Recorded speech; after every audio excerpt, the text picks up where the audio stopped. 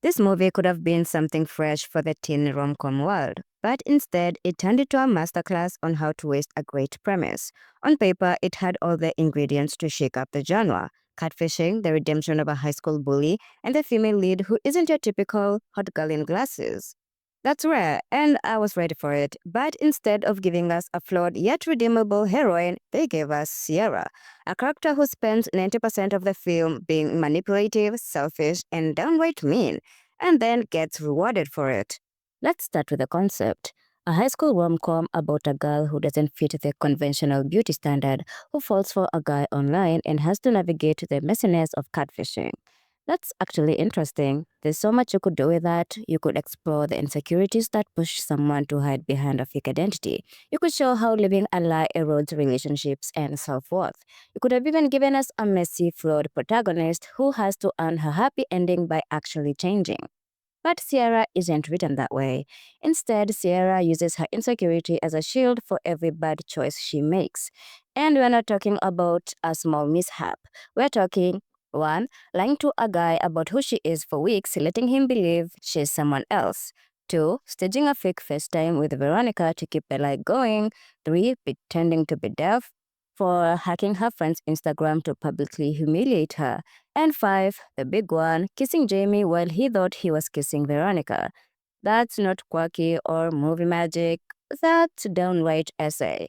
And the film plays it with romantic music like it's supposed to be a wow moment. It's not just that Sierra does these things, it's that she never really faces consequences for them. The movie thinks it's giving her a redemption arc, but she never actually takes responsibility in any real way. She doesn't own up to the harm she's caused until after everyone has already decided to forgive her.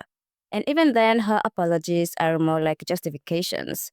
Instead of telling Veronica, I'm sorry for humiliating you, she sends her a song about her own feelings as if saying, I did it because I feel bad about myself, makes it okay. In the end is where it completely falls apart. In a well-done redemption arc, the main character earns forgiveness through genuine self-reflection and change. Or if you want to go the bold route, you let them lose. They don't just get the guy, they don't fix the friendships, and the message is that actions have consequences. But Sierra, she gets everything. Jimmy shows up at her door with flowers like he's the one who wronged her. Veronica goes out of her way to patch things up despite Sierra hacking her account. The movie wants us to walk away thinking, see, even losers deserve love. But what it actually says is, you can lie, humiliate, and manipulate people, and they'll forgive you, as long as you have insecurities about your appearance. That is toxic. And what's worse is that it had the chance to be so much more. Imagine if Sierra actually hit rock bottom. She lost Jamie, lost Veronica's trust, and had to put in the work to rebuild those relationships. Or if she realized that Jamie and Veronica had real chemistry and something selfless, like setting them up instead of sabotaging them. Or if she owned up to everything before getting caught, not because she had to, but because she felt that it was the right thing to do.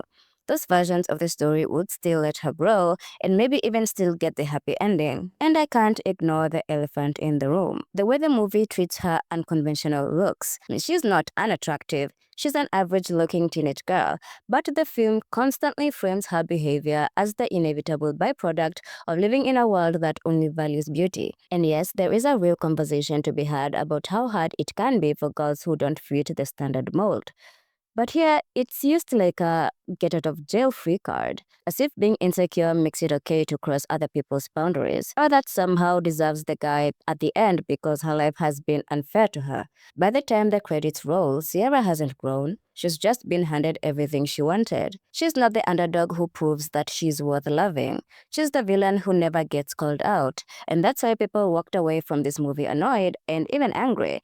It wasn't because the premise was stupid. It's because the moral center of the story is completely off. Instead of showing that love and friendship are built on honesty, respect, and self-awareness, it shows that you can manipulate people's feelings and still be the hero. And that's a terrible message to send, especially to teenage girls who are supposed to see themselves in Sierra. At the end of the day, yes, she was indeed the loser.